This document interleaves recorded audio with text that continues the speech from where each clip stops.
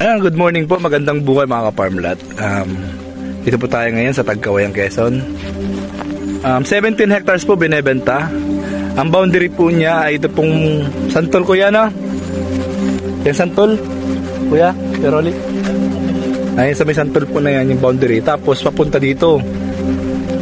Ito po ituhog ng kalsada, siguro mga 75 meters yung frontage niya, 100 meters. Kasi ito po yun, kabilaan. Dito, ito kasakop din po ito.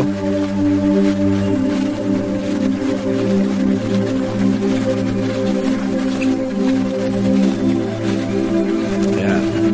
Napakaganda po ng property. Siguro mga 90% flat land siya. Ayan. Tapos yun, yung may tubigan dito, kuya, no? Yung tubigan doon nakikita nyo, mamaya daan natin. Tapos yung nyuga na yun, sa dulo na yun, sa unahan pa, kasama din po yun. Halos pantayan po siya. May tubigan. Ayan. Tapos ang nyug po niya, mga matataas na rin po. Mga ilang ano ito, kuya? Mga ilang puno ng nyug.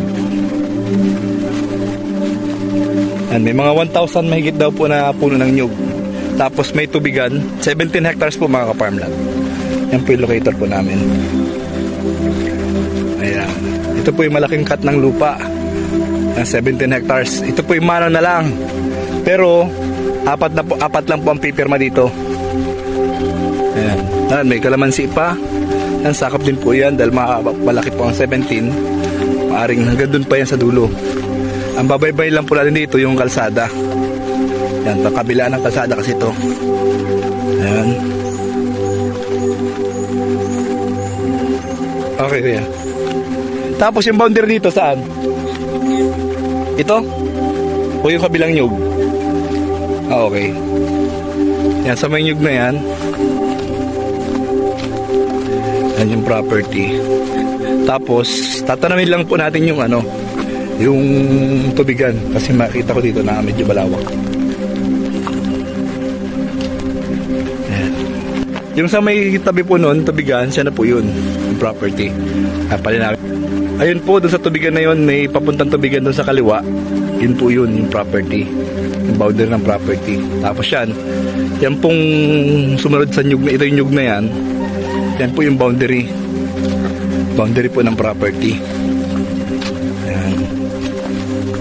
Ito po yung ito po yung sakop po ng Munting Parang. Yan, kasama ko. Ayan po yung property. Ito sakop po ito ng property. Yan, nakikita niyo po nyugan. Kasama yan, tapos may tubigan doon. Tanong natin mamaya kung ilang pitak po ng pitak. Bali, 4 daw pong pitak ng nyugan po ito. Yan, mayroon pa pong other put of bearings. Ayan, sa may gusto po ng 17 hectares na farm lot, ito po murang-mura lang din po. Kaya lang medyo medyo malaking cut, kaya medyo may presyo rin. Pero kung anin po natin, napakamura. Ayan mga ka-farm lot, binidyo lang po namin ito kasi may darating pong buyer ngayon. Papakita namin din.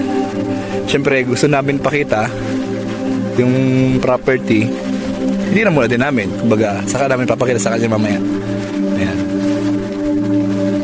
Ayan mga ka-farm lot, maraming salamat po sa mga subscriber po natin sa YouTube channel. Sa Facebook ko po, Jan Espeña Frondoso. Ayan, please subscribe po. Maraming salamat po sa lahat. Ayan, God bless po.